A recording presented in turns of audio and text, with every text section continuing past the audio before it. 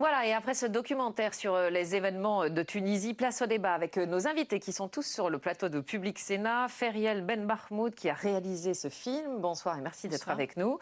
Nadia Chahadan, vous êtes militante féministe, élue du pôle démocratique moderniste en France et secrétaire générale de l'Association des Tunisiens de France. Bonjour. Monique Cerisier Ben Guiga, vous avez longtemps vécu en Tunisie. Vous avez été enseignante, je crois, hein, c'est bien ça. Oui.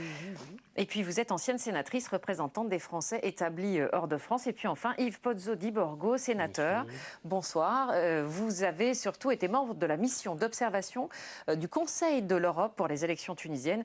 Et vous étiez bien sûr sur place au moment du scrutin. Un mot d'abord de la réalisatrice. Pourquoi est-ce que c'était si important pour vous, qui êtes franco-tunisienne, de réaliser ce film ?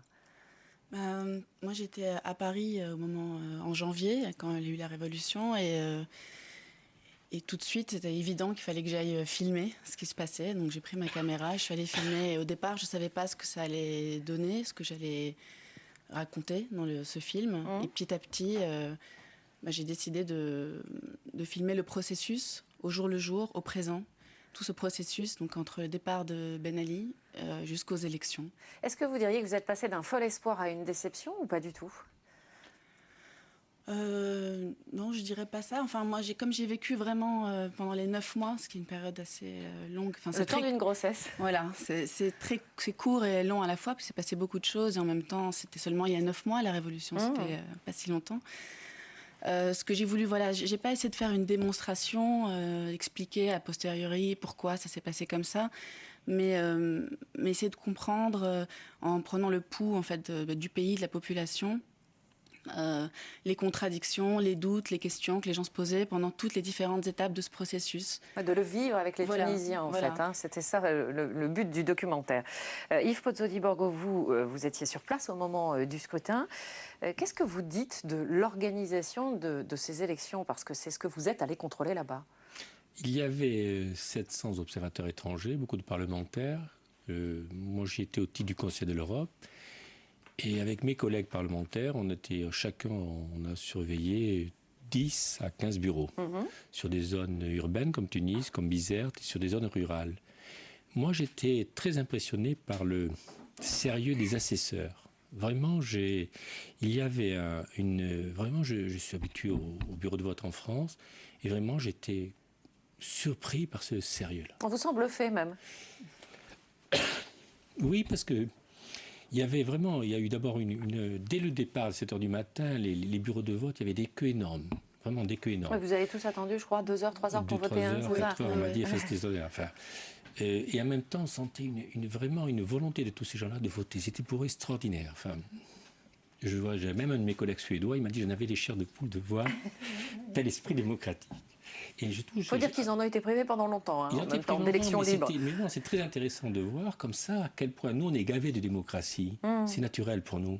Eux, si vous voulez, c'est un élément extraordinaire. Vraiment un moment extraordinaire. Il y avait un pari qui était de réussir ces élections. Et vous dites, puisque vous étiez observateur, Paris réussit. Vous dites même, je crois, que c'était même parfois mieux organisé qu'en France. Bien oui, je prends juste un exemple. Par exemple, vous arriviez, c'était un peu compliqué parce qu'il y avait le bureau de vote et puis il y avait également la liste de rang, la liste électorale.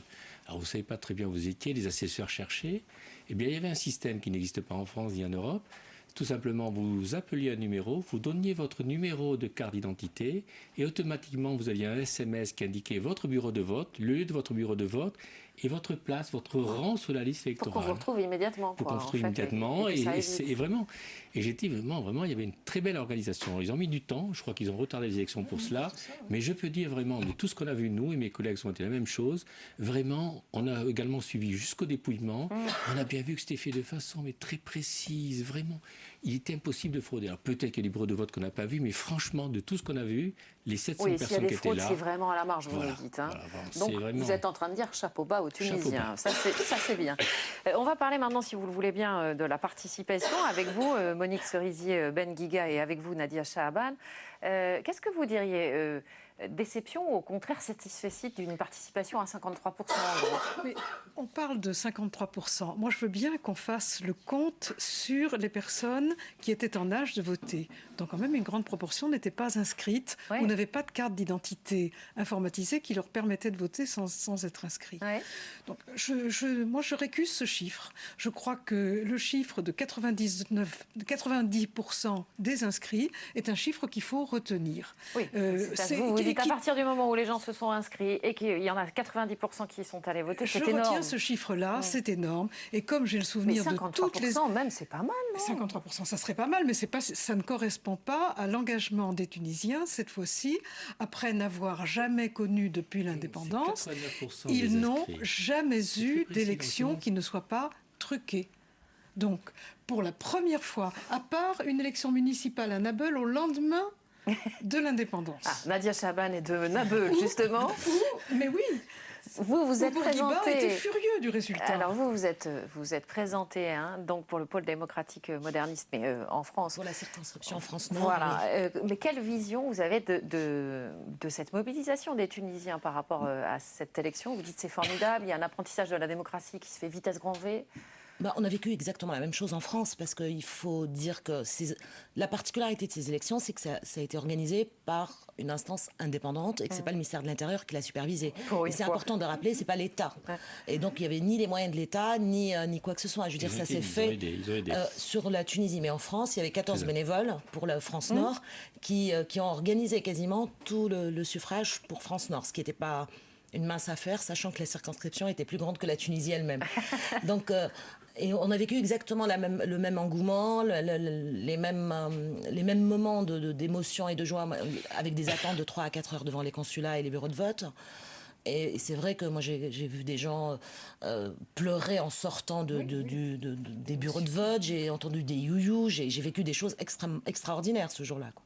Alors, on va parler maintenant, si vous le voulez bien, des résultats. Le parti Ennahda est donc arrivé en tête avec plus de 40% des suffrages.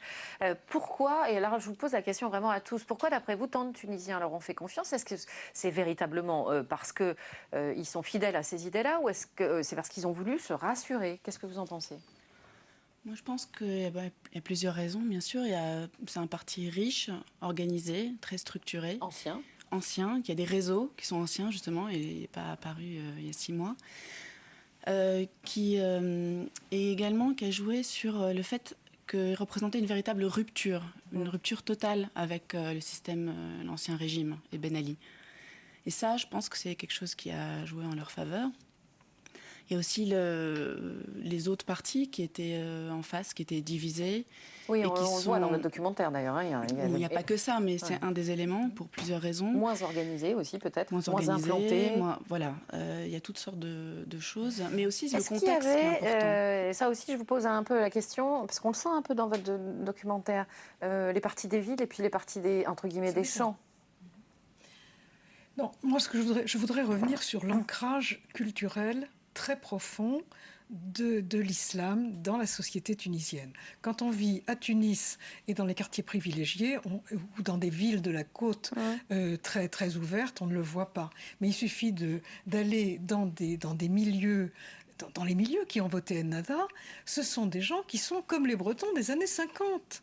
Ils ne font pas, ils sont dans une culture, ils baignent dans un ensemble de codes, donc de la culture de l'islam, de repères culturels qui sont la culture musulmane traditionnelle. Ce sont des gens conservateurs et ce sont des gens qui n'ont jamais admis, d'une part, qui n'ont jamais admis pleinement la révolution bourguibienne et qui, d'autre part, ont le souvenir des élections de 89 où les votes ont été comme le henné, disait-on, on met du vert dans l'urne et il en sort du rouge. On mettait du vert de Ennahda, du parti NDS à l'époque.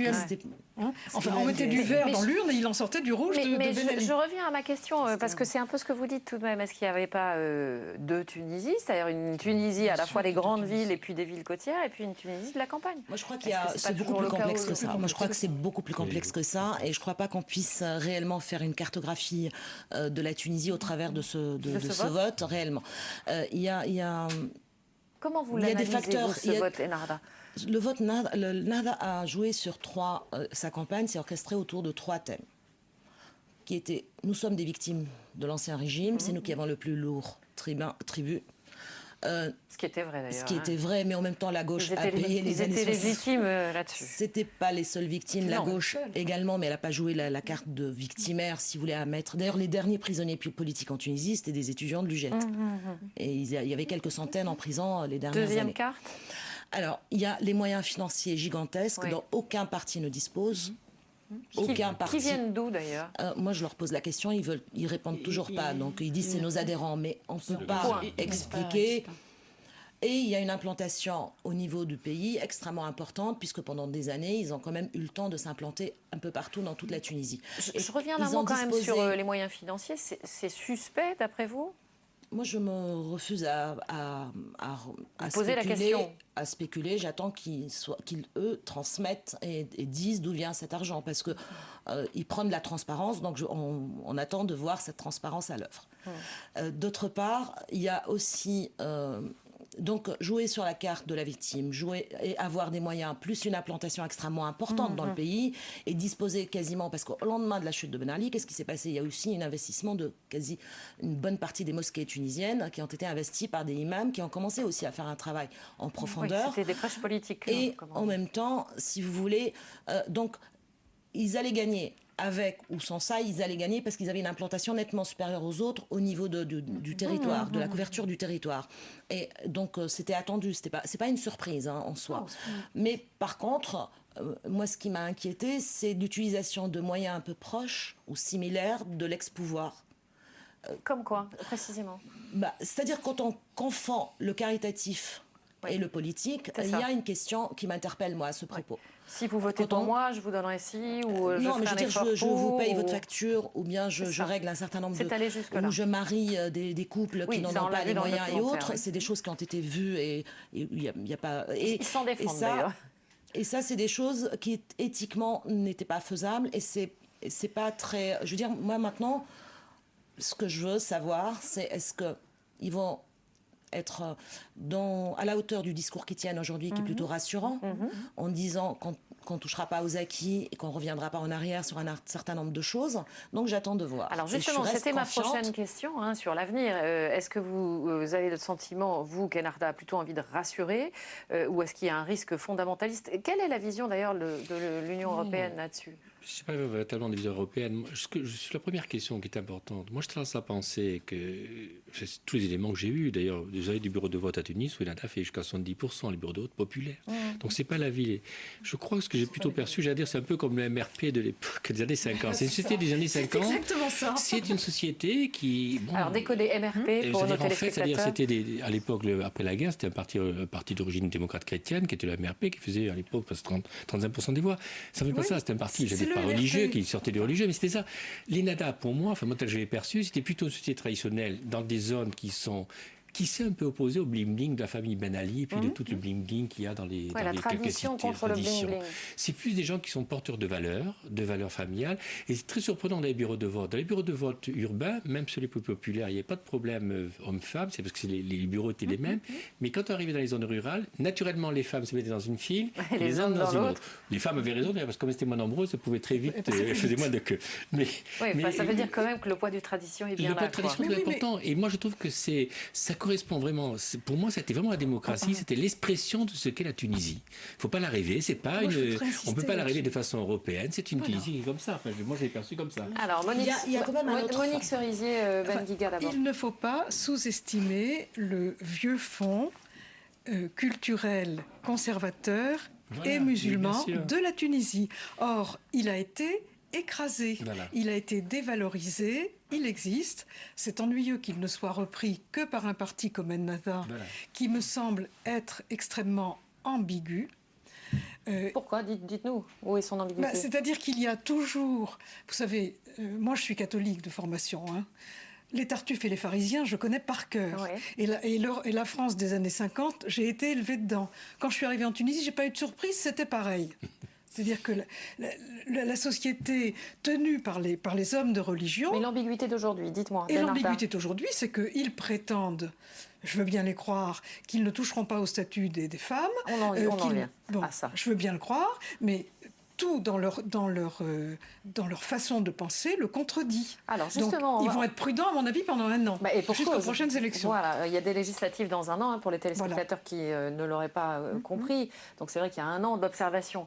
On va parler du statut des femmes. Vous y venez fort naturellement et ça nous intéresse tous. Dites-nous d'abord ce qui vient de se passer là en Tunisie. Il y a eu plusieurs manifestations de femmes, à peine les élections terminées. Oui, effectivement, il y en a il y en a eu deux hier. Une, c'était à l'appel d'universitaires, parce qu'il y a eu quelques agressions verbales à l'encontre d'étudiantes qui n'étaient pas voilées, ou d'universitaires, de profs elles-mêmes qui ont été aussi... Ça, c'est nouveau quand même, ça ne se produisait pas avant. C'est vraiment nouveau et là, donc, on attend de voir une réaction du parti Ennahda lui-même, parce que c'est quand même sa base qui je demandais si c'est nouveau, parce que pour voir s'il y a une désinhibition en raison du résultat du vote. Oui, c'est ça ma question. Tout à fait. Au lendemain du vote, on a commencé à assister à un certain nombre de débordements de la part d'un certain nombre de salafistes et d'une base, et de la base plus radicale. Et donc maintenant, c'est à Ennahda de gérer ça, parce que c'est quand même ses bases et ses électeurs, d'une part. Et d'autre part, il y a eu un appel lancé par des femmes également pour faire elles ont fait une manifestation où elles ont demandé à ce que la consécration des droits des femmes soit dans la Constitution. D'accord.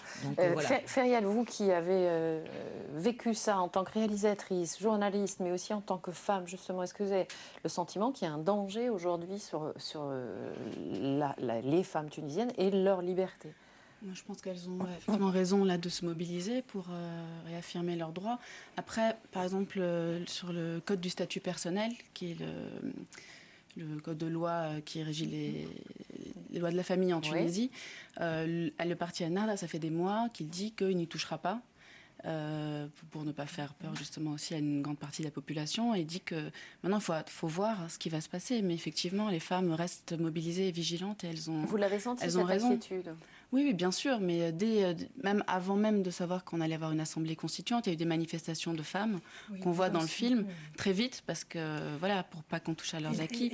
Mais je voulais juste ajouter une chose sur la victoire d'Ennahda. C'est une victoire nette.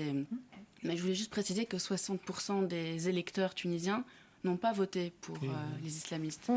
Et c'est important. Bien sûr, oui, c'est important. D'ailleurs, au point qu'ils n'ont pas de majorité absolue. Voilà, comme à un moment, on avait dit qu'ils pourraient avoir la majorité absolue, ils n'ont pas, donc il va y avoir des unions, des alliances. Voilà. Vous parliez de l'avenir. Connaissant les normes traditionnelles de cette société, qui sont toujours vivantes, je crois que les femmes vont avoir un gros travail à faire pour ne pas se laisser culpabiliser, pour ne pas se laisser impressionner par la propagande religieuse. Et là, c'est très ambigu. Là aussi, c'est très ambigu et très ambivalent. Je connais pas mal de femmes qui portent le hijab, qui n'ont surtout pas voté pour Ennahda. Et au contraire, des femmes apparemment émancipées qui ont voté Ennahda. Et quand vous dites, je connais des femmes qui portent le voile et qui n'ont surtout pas voté pour Ennahda, pourquoi ? Parce qu'elles estiment qu'on n'a pas à leur imposer leur notion de la religion. L'islam, ce n'est pas une religion dans laquelle il y a un clergé. Donc elles ne veulent pas que des imams et des savants autoproclamés viennent leur dire comment elles doivent être des bonnes musulmanes. Elles estiment, un peu comme les protestants par rapport aux catholiques, elles estiment que c'est à elles, toutes seules, après, de se faire leur idée et de se comporter comme elles le souhaitent. Mais justement, objectivement, je vais vous dire, il y a une habitude de liberté des femmes quand même en Tunisie. Non, mais par rapport à d'autres pays arabes, franchement, beaucoup plus. On n'est pas en Arabie Saoudite, loin de là. Non, franchement, on voit les Tunisiennes dans la rue, on se dit ça. Est-ce que c'est véritablement possible qu'un parti revienne là-dessus ? Moi, je voudrais juste revenir en arrière par rapport à ce qui a été dit. Je ne pense pas qu'on puisse... le vote pour Ennahda n'est pas forcément un vote pour un parti islamiste. Et c'est ça qu'il va falloir quand même décortiquer et essayer de comprendre. Mais c'est quoi un vote de réassurance ? Quand vous avez des personnes qui sont retrouvées face à 70 listes, le seul parti dont ils ont entendu parler pendant 9 mois, il y a eu un matracage médiatique, aussi bien sur les chaînes arabes qu'européennes, excusez-moi, qui n'ont parlé que de Ennahda exclusivement. Qu'ils en parlent en bien ou en mal, peu importe, mais le fait qu'ils en parlent exclusivement, la pression médiatique a provoqué aussi un vote, quelque part, de réaction.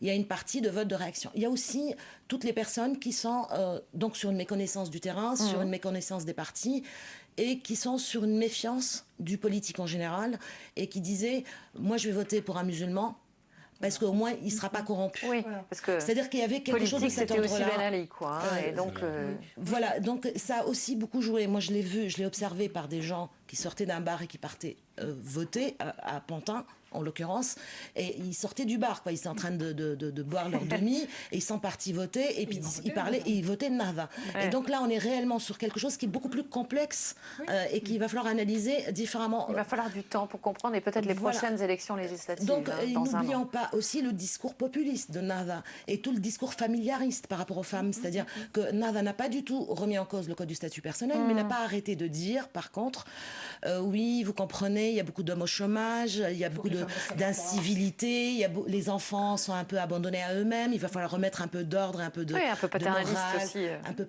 familiariste. Oui. Et on voit émerger d'ailleurs tout un discours masculiniste aujourd'hui en Tunisie. Et donc on a commencé à dire oui, mais le divorce, comprenez, il y a beaucoup de femmes qui demandent le divorce. En Tunisie, c'est les plus nombreuses d'ailleurs à demander le divorce.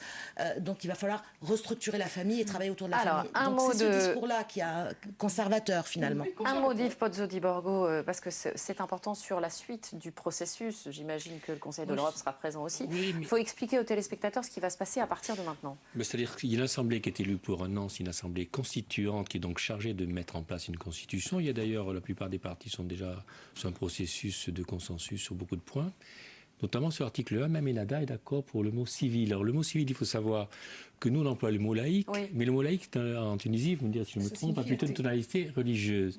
Alors que le mot civil correspond un peu à notre mot laïque, et il semblerait que tout le monde soit d'accord sur un article 1 sur le mot civil. Et puis deuxièmement, ça va durer qu'une année. Et en même temps, il y a une sorte de consensus, d'après ce qu'on m'a dit, vous êtes député, je ne sais pas si c'est vrai ce que je dis, pour que cette constituante s'occupe aussi des problèmes économiques et sociaux.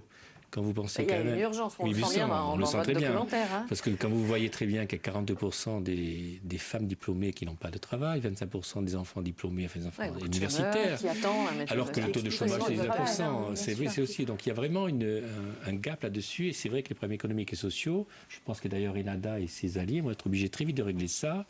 Et je ne suis pas sûr que dans un an, on retrouve le même résultat. Voilà. Et des législatives à préparer, puisqu'il y a des élections législatives. Vous parlez tous d'un an, mais il n'y a rien d'entériné dans ce sens. Il n'y a rien d'entériné à ce propos. C'est-à-dire qu'il y a eu un engagement de prix par 11 partis politiques pour dire non, on est partant pour une constituante pour une année. Tout le monde n'est pas sur la même longueur d'onde à ce propos-là. Et c'est l'Assemblée constituante sur le délai et la durée. Et certains proposent 3 années. C'est l'Assemblée constituante, elle n'est pas encore réunie, mais c'est elle qui va décider et du règlement intérieur, de la durée et tous les mécanismes. Alors, on va bien sûr observer tout ce qui se passe dans les semaines et les mois qui viennent en Tunisie. Je vous propose qu'on élargisse maintenant le débat aux autres pays de la région. Et y a-t-il, oui ou non, un risque islamiste en Libye, en Égypte ou encore au Maroc? Vous savez qu'on disait qu'il y a eu les printemps arabes et puis ensuite l'automne ou l'hiver islamiste. La Libye, en tout cas, où le Conseil national de transition annonce qu'il gouvernerait selon la charia. Je vous propose qu'on regarde à nouveau cet extrait extrêmement important, cette prise de position du CNT. On regarde. En tant que pays islamique, nous avons adopté la charia comme loi essentielle. Et toute loi qui violerait la charia est légalement nulle et non avenue. Voilà pour cet extrait. Pierre Vermeyren, historien spécialiste du Maghreb, nous a rejoint sur ce plateau. Un mot d'abord de chacun d'entre vous justement sur la situation en Libye. On va commencer avec vous, Pierre Vermeyren. Que doit-on comprendre lorsque le CNT affirme qu'il gouvernera selon la charia? Nous, occidentaux, on imagine tout de suite que les islamistes sont là. Qu'est-ce qu'il faut comprendre? Bon, c'est un effet d'annonce qui marche très bien d'ailleurs. Et je pense que le message est aussi bien reçu au nord de la Méditerranée qu'au sud pour des raisons très différentes. Je crois que la Libye, elle n'existe pas. En réalité, l'héritage de Kadhafi, c'était un pays qui n'avait pas d'unité, qui n'avait pas d'État, qui n'avait pas de gouvernement, qui avait des pouvoirs régionaux. Et aujourd'hui, le seul lien national en Libye, c'est l'islam.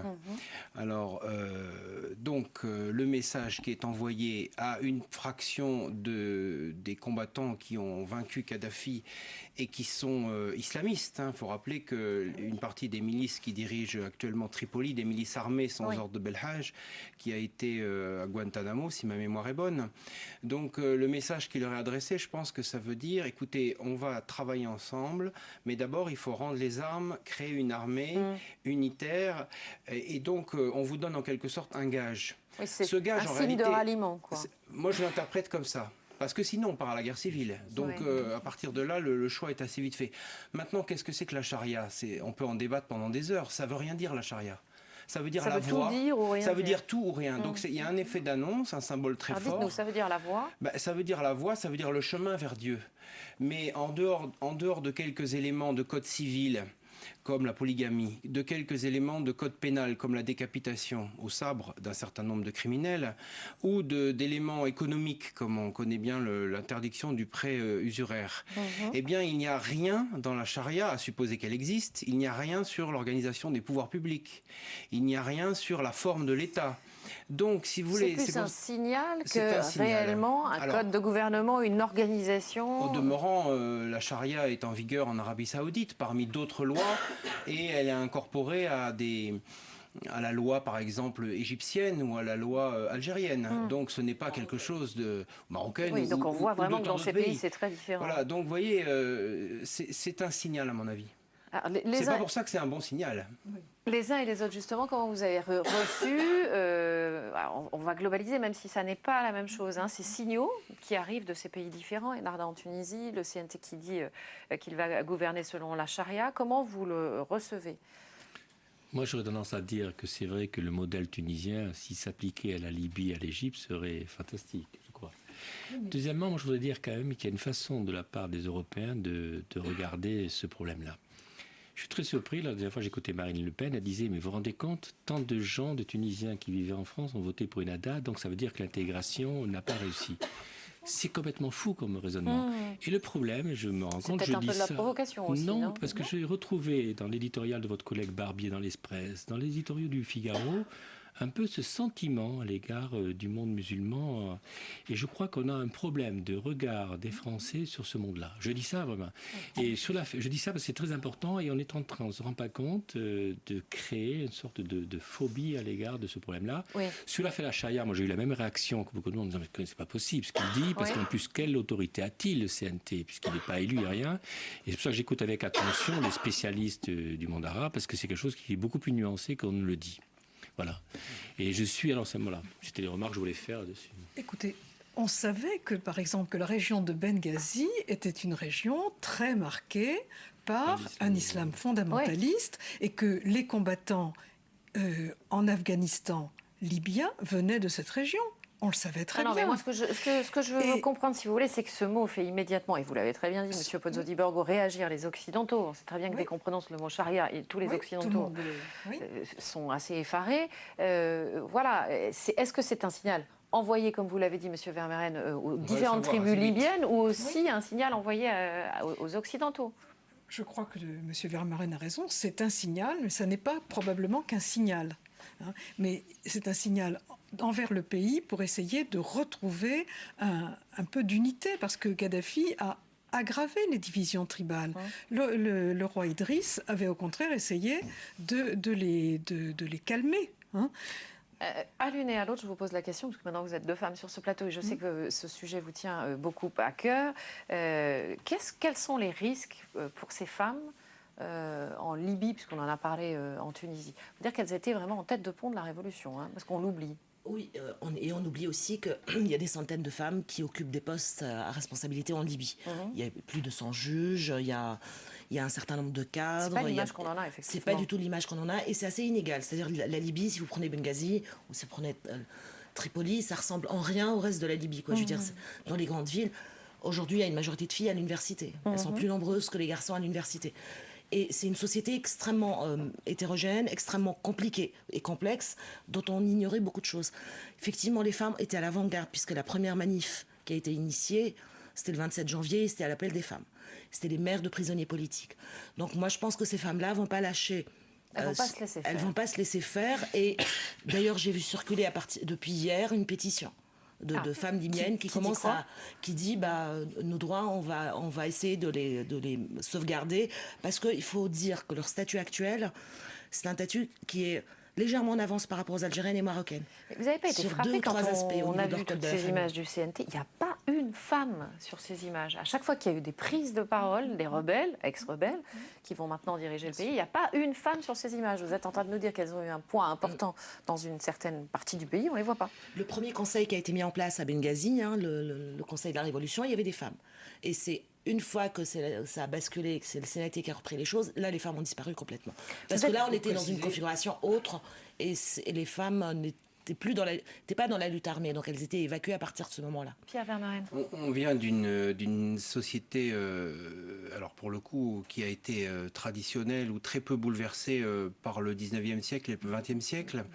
Et paradoxalement, Kadhafi, qui est un dictateur incontestable, a voulu, d'une manière très personnelle et très brutale, moderniser la société.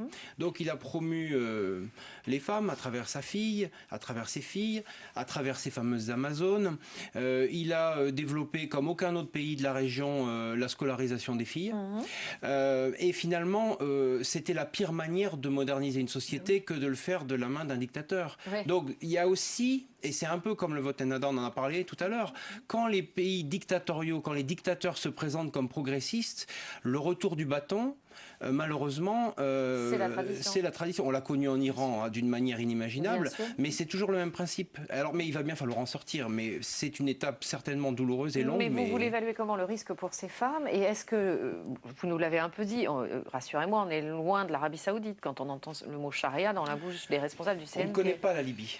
C'est très mystérieux, on ne sait pas. On sait que les femmes, effectivement, y ont un très haut taux d'alphabétisation, qu'elles sont très nombreuses parmi les diplômés, mais c'était un pays fermé, qui a subi l'embargo, qui était très peu ouvert, qui vivait un peu dans un bunker.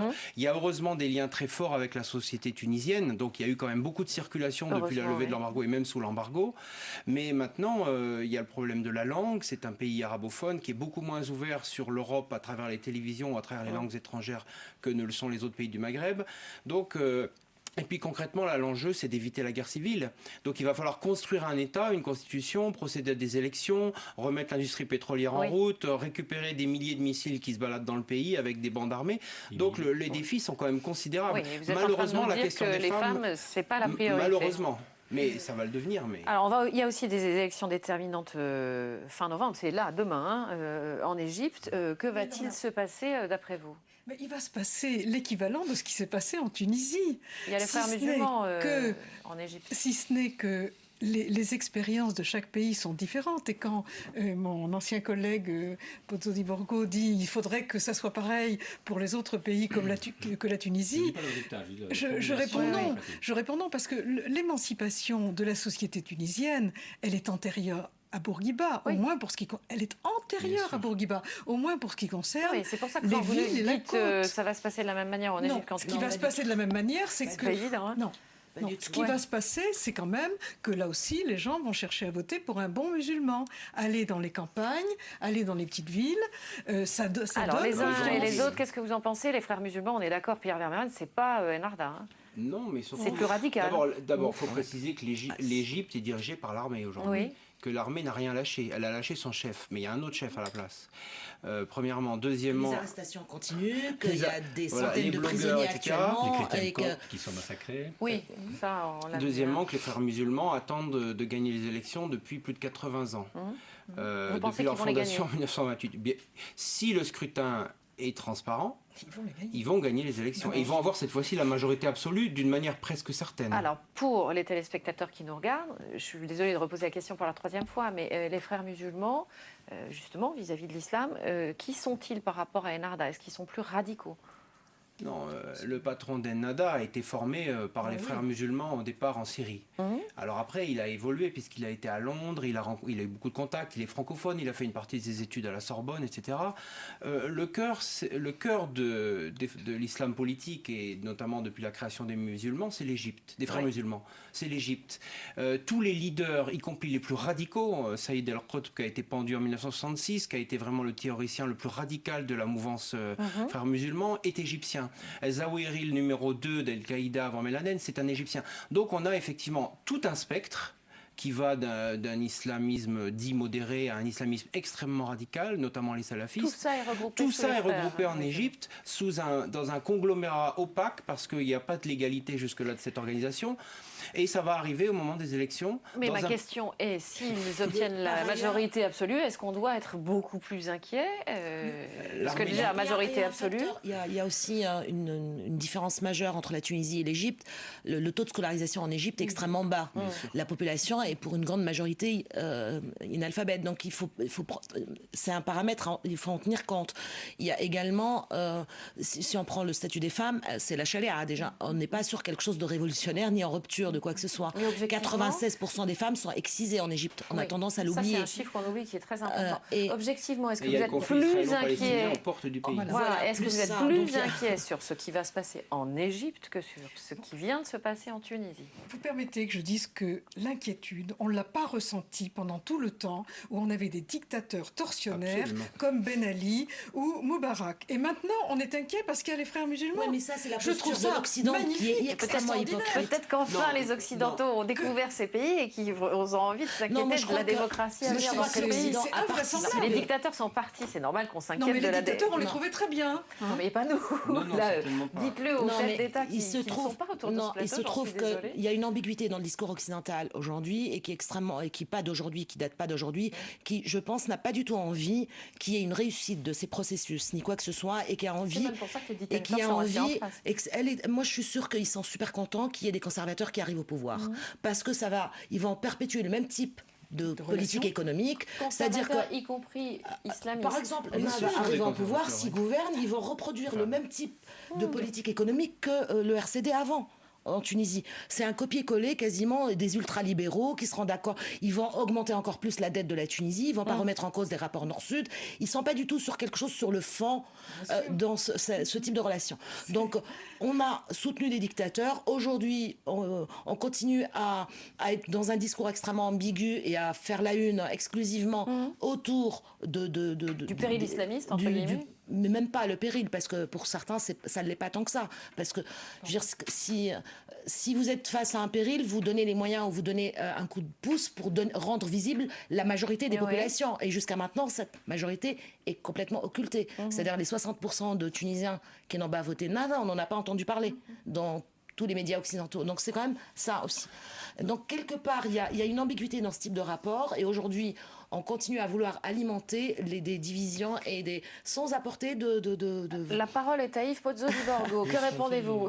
Je connais mal l'Égypte, mais j'aurais tendance à penser que... Non, mais quand on dit que les Occidentaux ont envie que... Bien sûr. Je pense que un des problèmes du monde arabe, c'est qu'il devrait faire comme l'Europe, se réunir. C'est un monde qui est puissant, qui fait partie de la mondialisation et qui ne l'a pas encore intégré. On le voit très bien d'ailleurs de la finance islamiste. Je ne suis pas sûr que l'Europe donne envie en ce moment. Hein. Oui, mais c'est quand même... Mais c'est tout à fait normal. Mais en même temps, c'est une réussite, l'Europe, malgré les difficultés. Et par exemple, je prends l'exemple de la finance islamiste. Beaucoup d'argent, notamment dans les pays d'Arabie Saoudite, ne se mettent pas dans les infrastructures que nécessite ce monde arabe. On achète le PSG, on achète des immeubles à New York, et en fait, cet argent, et il y a manifestement, moi je le ressens quand je vais dans ce monde-là, j'y retourne au Maroc pour suivre les élections dans 15 jours, on sent vraiment qu'il y a nécessité d'avoir une sorte de grand ensemble du monde arabe, qui s'aideront mutuellement. Après ça, il y a un problème du regard de l'Europe sur le monde arabe. Moi, je crois que là, on est caricatural. Enfin, on a un problème. Je dirais, pour les Français, je ne vais pas parler de mes collègues européens, on est un peu franchouillard de la façon dont on regarde les choses. Alors, un peu, peut-être plus que franchouillard. Je pense que vous êtes tous d'accord autour de cette table.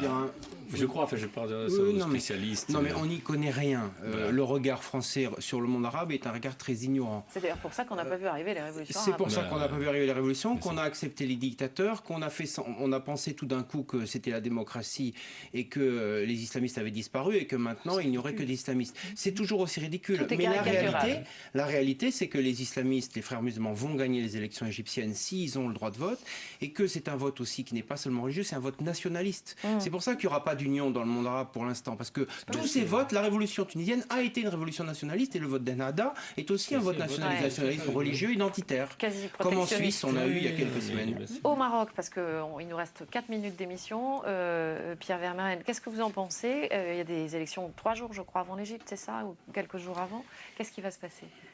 Il va se passer qu'il y a beaucoup de mystères parce qu'on ne connaît pas encore la composition du corps électoral. Jusqu'aux dernières semaines, la moitié des électeurs n'étaient pas inscrits. Donc on sait que les listes sont en cours de révision. Donc ça, c'est une grosse inconnue déjà. Oui. Deuxième inconnue, c'est que on ne sait pas si le roi est prêt à laisser accéder le PJD, Parti de la justice et du développement, donc le parti islamiste, qui était arrivé en tête en nombre de voix aux dernières élections, mais qui avait été remplacé au gouvernement par le parti de l'Istiklal. On ne sait pas si le roi est prêt à les laisser aller au gouvernement, aux affaires. Il est probable qu'il fasse un score important. Ça va dépendre du score, j'imagine. Hein. Ça va dépendre. Le roi va se déterminer en fonction du nombre de votants. Théoriquement, oui. Mais vous savez, au Maroc, le référendum l'a prouvé, l'administration reste très puissante et très directive dans le vote. Donc il y a encore des... C'est une démocratie dirigée, comme on dit. Je vous dirai ça à mon retour. Donc il y a encore beaucoup d'incertitudes. Et en même temps, se mettent en place deux coalitions, trois même. Une coalition autour, dite monarchique, avec des partis qui sont très proches du palais, qui ont été créés par lui, qui veulent faire un pôle central. C'est une volonté de consensus très classique dans la monarchie marocaine. Il y a un pôle de gauche nationaliste, ou nationaliste de gauche, ou nationaliste plus de gauche. Et puis donc en face, il y a les formations islamistes. Et donc on a plusieurs configurations possibles. La scène politique marocaine est toujours aussi complexe et illisible. Et donc on ne peut pas à l'avance dire que les choses vont vraiment être bouleversées. Il va falloir attendre les scores, voir comment les choses vont se produire et comment le roi va réagir. Et les manifestations continuent entre-temps et les jeunes sont dans la rue entre-temps. Et ils appellent au boycott parce qu'un certain nombre de forces ont refusé, qu'elles soient islamistes ou de gauche, ont refusé de participer au processus. Donc, on ne sait pas si ce boycott va avoir aussi une forte audience. Donc vous voyez, ça fait beaucoup d'inconnus. Ça fait beaucoup d'inconnus. Merci à vous tous d'avoir participé à cette émission, à ce débat. Dans 2 semaines, on se retrouve pour un nouveau numéro du Docu-Débat, consacré cette fois aux violences conjugales. Excellente fin de soirée sur Public Sénat. Merci à vous. Bonsoir. Bonsoir.